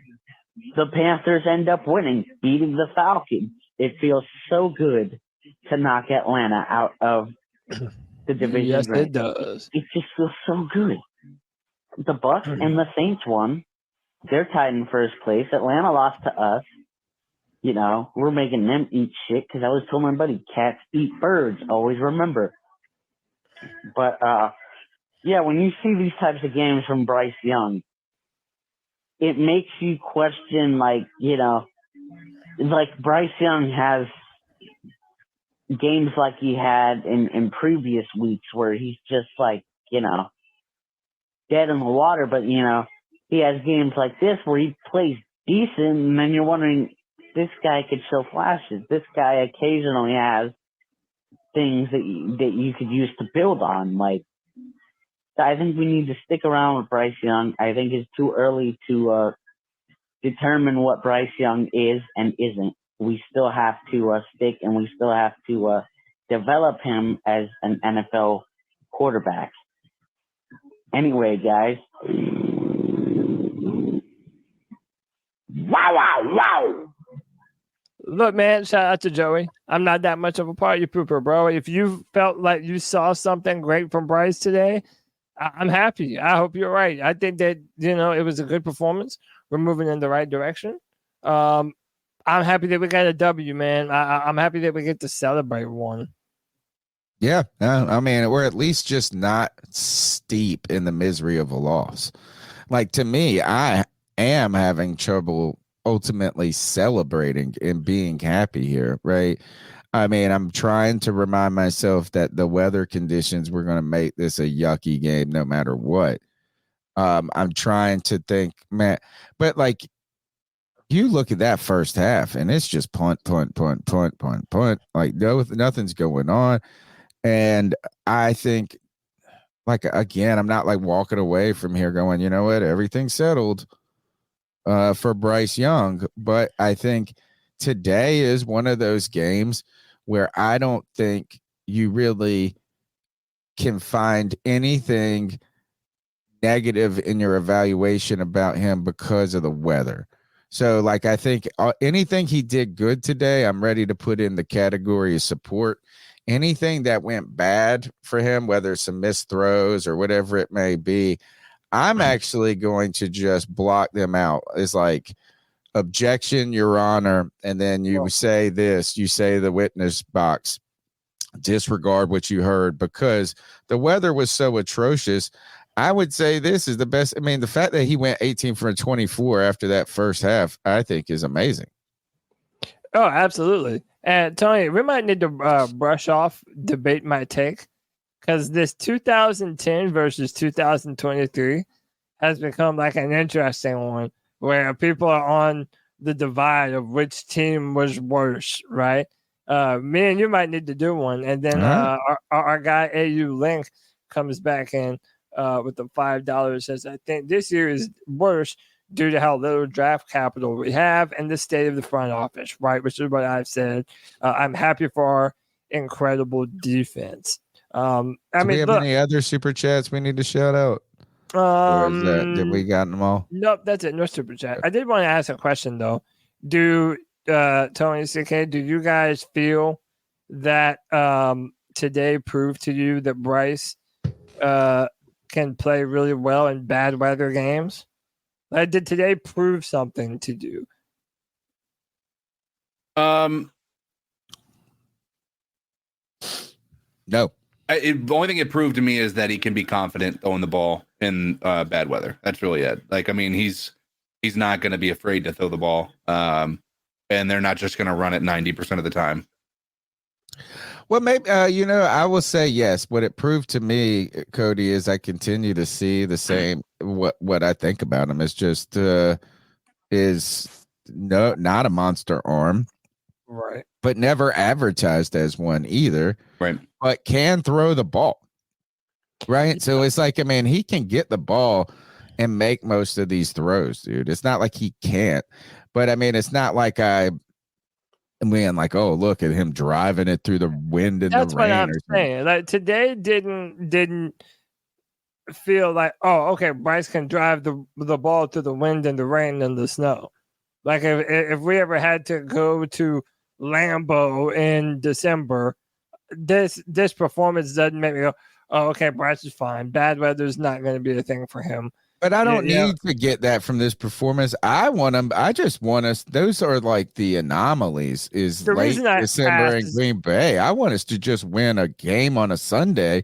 No, where somebody looks I'm confident. Just saying the internet is saying like, oh, today this proves that Bryce can play in bad weather. I don't necessarily think that it does that. I think he played well today. I don't think, and I think this is hopefully will resonate with a lot of people that are supporters of Bryce. And I've been a fan of Bryce Young's. Like, I am definitely rooting for his success. I don't think any one game, one play, one drive this season proves anything, good or bad. Right? I think no. It's like if he would have had a bad game today, I wouldn't have gone, well, can't play in bad weather. Like, I mean, I think this is that if we just look, Bryce has shown some moments where he can play, dude. Right? I mean, like he can. I think he looks talented enough to be in this league. We just want to see more and more moments like that. We want to see, and you know what? I want to see it a little different next week. You know, I don't want us to come out there and win by 3 field goals, have 167 yards, but that's what it took today. That's what it took today to win this game. I just want to see Bryce get better and better from the week to week. But for him to get better, this team has to get better from week to week. And maybe we saw some of that today, at least on the defensive side of the ball. They continue to play hard out there. They continue to give this Carolina team a reason to go out there and play hard on offense, because those guys are keeping you in this game, regardless of you not doing shit, not scoring any freaking points. So if we could see this, whoever that guy you said was playing right guard, that I don't care to learn his name because he probably won't be here for another week. Gabe Jackson. If we could just see this offensive line get a little bit better next week and a little bit better next week, I'm not going to go, oh, this line's going to get better for next year. I just think it will give other players an opportunity to potentially get better. And Bryce Young being one of those that needs to get better from week to week. Yeah. I mean, you know, it's like he's not going to be able to get better if the rest of the team doesn't get a little bit better play by play. For sure. You know, need to get a little bit better. We need better on offensive line. We need better at wide receiver. I mean, this next year is going to be a big year for us. The biggest question going into the offseason, in my opinion, for the Carolina Panthers is, are we going to retain Scott Fitterer? Because I don't honestly know right now that we're firing him. I want to think that we are. I can't say for sure that we are. When you see this team being built the way it is, I just don't know how you can make an argument for him. I mean, I agree. There is none. There's no argument to be made for him. Anthony, I've already played your first call earlier in the show. Here is the second part of the call. Oh, yeah. Hey, guys, it's Anthony from Cincinnati right now. Cody Lack. Yeah, shove that Baker take down your ass, man. Baker Mayfield's 381 fucking yards today, 4 touchdowns. The Panthers are the problem. Like, he's out here, 24 touchdowns on the year, 8 interceptions, 3 games to go. Yeah, he's played himself into a second contract. Just wanted to shove that in your face, bud. Anyways, love you, though. And love y'all, boys. Hope you have a good start to your week this week. The Panthers won. Let's go. Anthony from Cincinnati. Keep motherfucking pounding. Hey, how about this? If Baker Mayfield's a franchise quarterback, then so is Gardner Minshew. Well, that's I don't know. Brainer. I could have told. I've been telling you that. You have. I don't want Gardner's tearing it up with the Colts.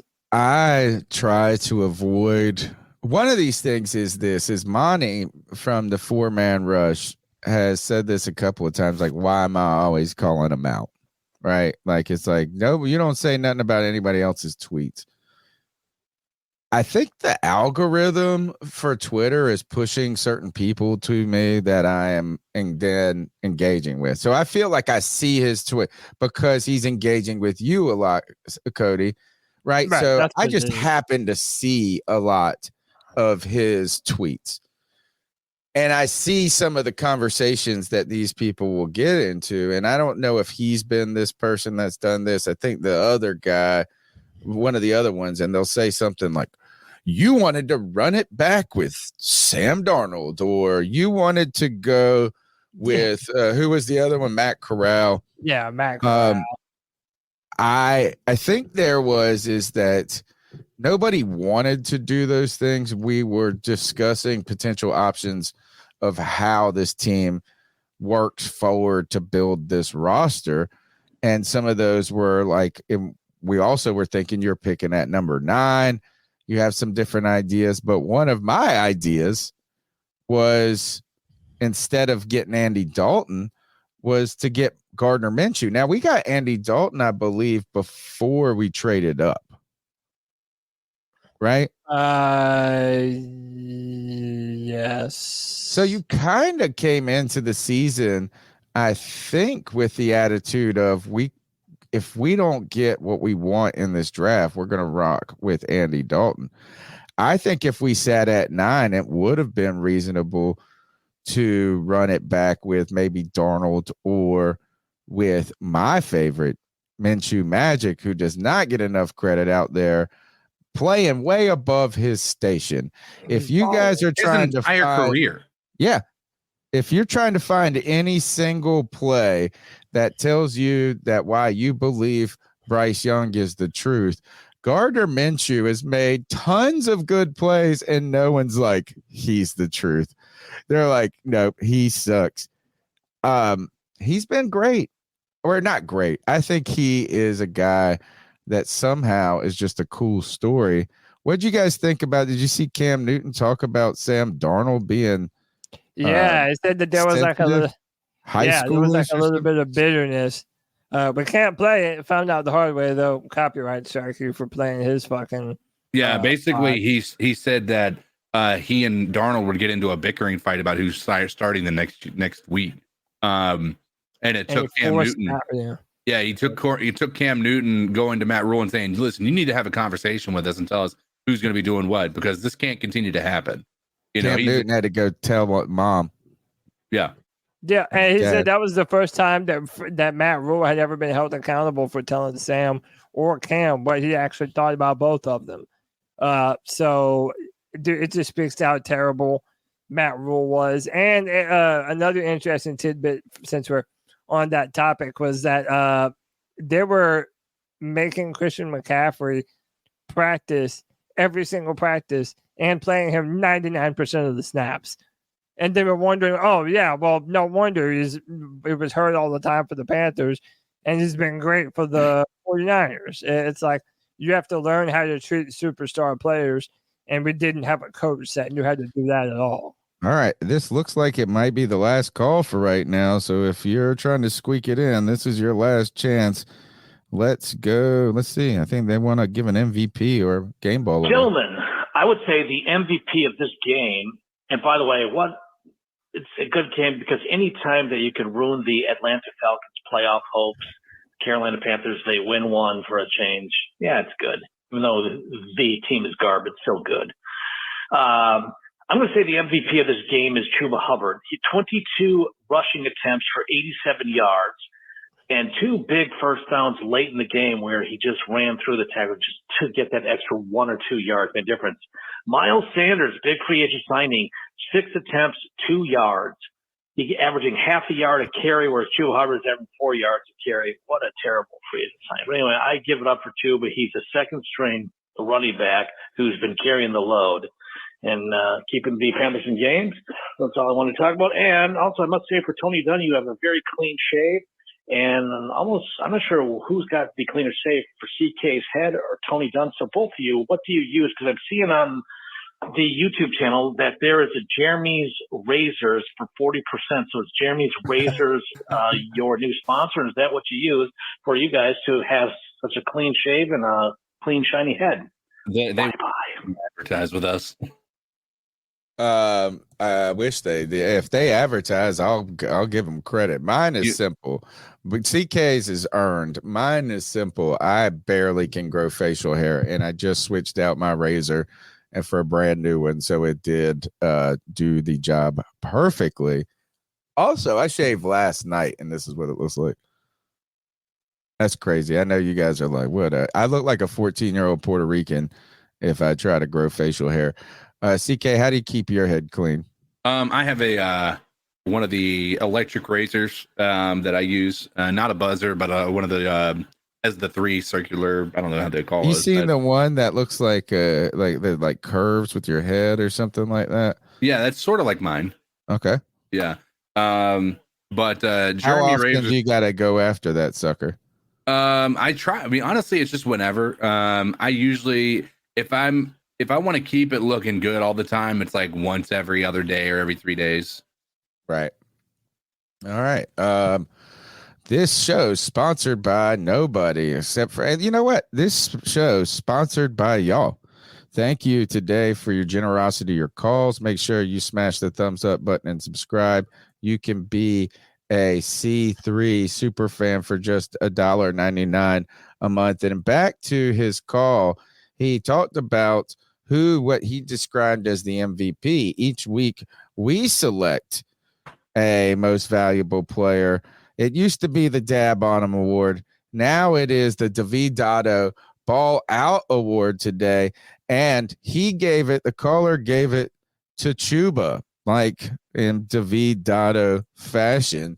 Chuba Hubbard running hard. David Dotto Ball Out award from the callers goes to Chuba Hubbard. I want to go David Dotto Ball Out award for me is Derek Brown. Derek Brown is the best player on this team. How risky is it? Were you guys at all? As soon as I saw Horn, he made some good plays today too, right? He made some important plays. As soon as I saw him out there with all that rain, I was like, oh God. Oh no. No, this is not a great Somebody place double wrap his ankles, please, his for the love of God. hamstrings are gonna explode. Oh man, extra massages. No, he played well, but again, it's like this is who we've known him to be. He has always played well for as long as he's been on the field, but he just has not been on the field very long. So again, even if J.C. Horn finishes this year and finishes out and plays well, he still needs another season to prove that he can be healthy for a majority of the time and contribute.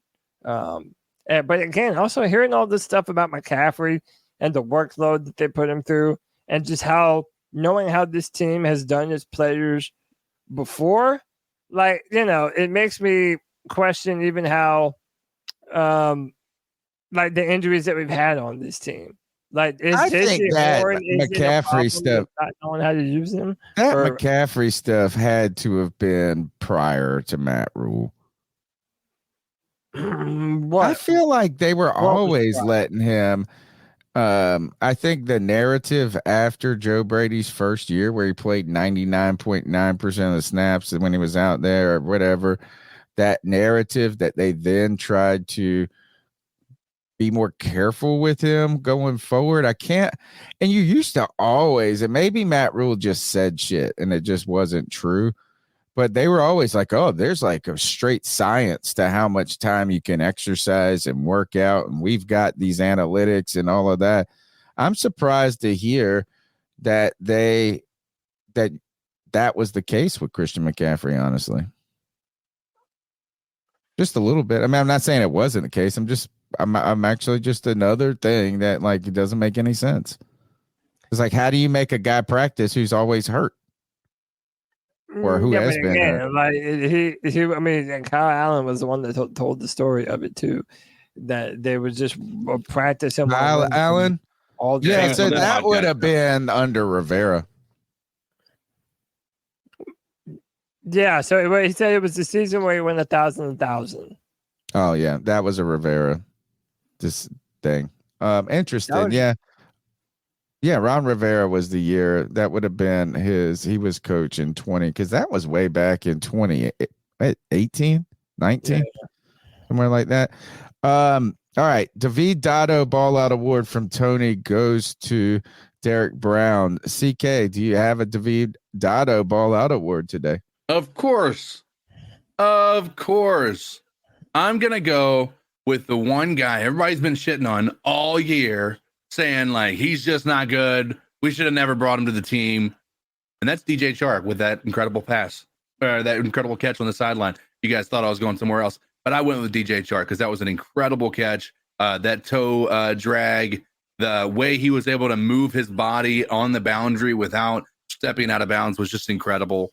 His body momentum looked like it was naturally. I thought when they showed the replay, he was going to have stepped out before he caught the ball, the way it looked, but somehow he pirouetted just perfectly. Yeah, no, it was by far his best appearance as a Panther to date. And That's maybe crazy. He had one catch for 18 yards, and this is his best appearance. I know, dude. But that's what I'm saying. Like, hopefully, what this does, and this is where my personal opinion on the matter is, that it's just going to give Bryce confidence to know he's got to throw the ball to a place where only his receiver can catch it, even if they're not necessarily open. And that's what he did there, man. It definitely worked out. David Dotto ball out award to DJ Chark. Gosh, I gotta say that's a ball out play. I would have trouble giving it to him as an award myself. But Cody Lack, who do you have for your David Dotto ball out award? I'm giving my award to Bryce Young. Wow, nice. They're just fucking with him now, aren't you? No, Tony. Can't even believe it. Can't even take a good compliment. Would I do that? Yeah. Come on, dude. Look, man, game-winning drive. Put the ball where it needed to be. Give Bryce some love, baby. All right. He can hold the V dot on his balls or whatever. There you go. They're at eye level, it looks like, probably. But no, I'm just kidding. Now it's time for Tony's Jabroni. Right, a guy that we need to play better, a guy that we just the Jabroni award for today. And I am not going to give it to the Panthers. I'm going to give the Jabroni award to Ritter for throwing an unnecessary, like, look, this guy gifted the Panthers. We have to remember this is, yes, the Panthers made the turnover. Yes, the Panthers defense played very well today, or at least the Falcons played very poorly at the same time. The Carolina Panthers offense didn't do squat, though. Mm-hmm. So thank you, Tony's Jabroni, Desmond Ritter, for a gift. The gift he gave Bryce Young was an opportunity to win. And Bryce Young and the Carolina Panthers were able to do that in the worst of worst, it looked like, conditions, or some horrid conditions. Jabroni award to Desmond Ritter. CK, who's your Jabroni? My Jabroni is going to go to Bijan Robinson. Bijan Robinson, a highly touted running back coming out of college, high draft capital. Just like, in my opinion, just like Bryce Young has been underwhelming this year. He's got 4 touchdowns on the year. He's at 800 yards, which, the majority of those are off of 2 games, really. But today, he carried the ball for 7 attempts for 11 yards for 1.6 yards average. And he had the turnover where Derek Brown and Troy Hill, rather, were able to jar that ball loose, allowing us to, take over at their own 25. So, Bijan Robinson for me, man. Kyler Murray is in pain on the ground, visibly in pain. Let's see. Oh, you might be one play ahead of me.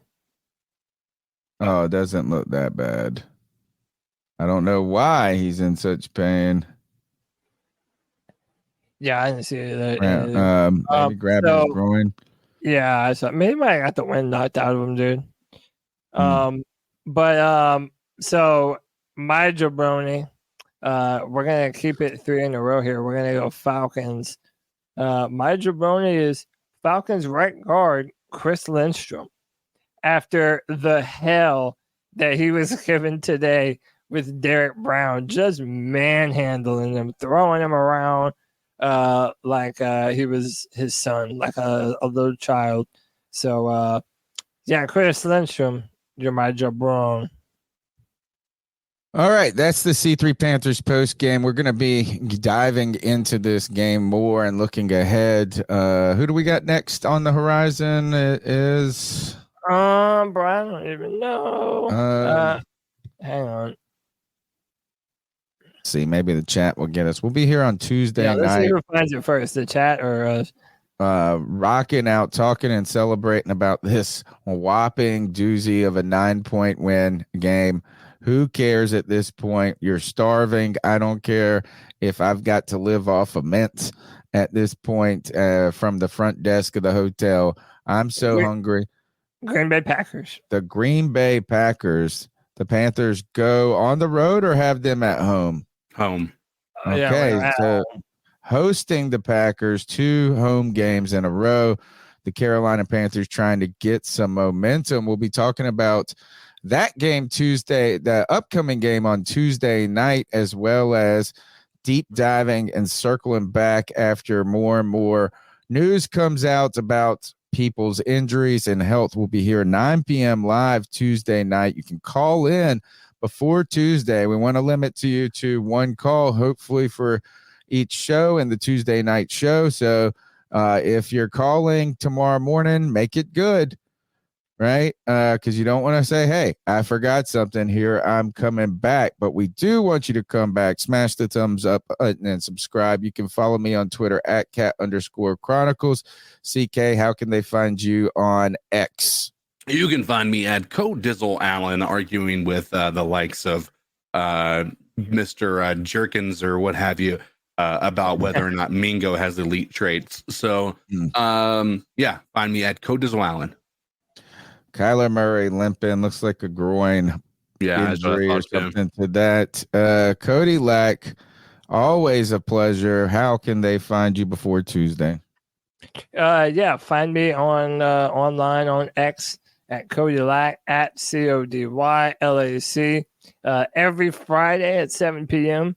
You can be a part of the show and tell us what you think about all these different topics. Bryce, the defense, the play calling. That's every Friday at 7 p.m. on the Friday Free For All. And then, yeah, man, we'll be back on Tuesday. I think what day is Christmas on, guys? Monday. Okay, so good. So it won't interrupt our podcast schedule. Hopefully the day after Christmas. We'll be back here Tuesday, so I get to wish you guys a Merry Christmas even closer towards the date. Cody Lack, it has been fun to not lose. Yeah.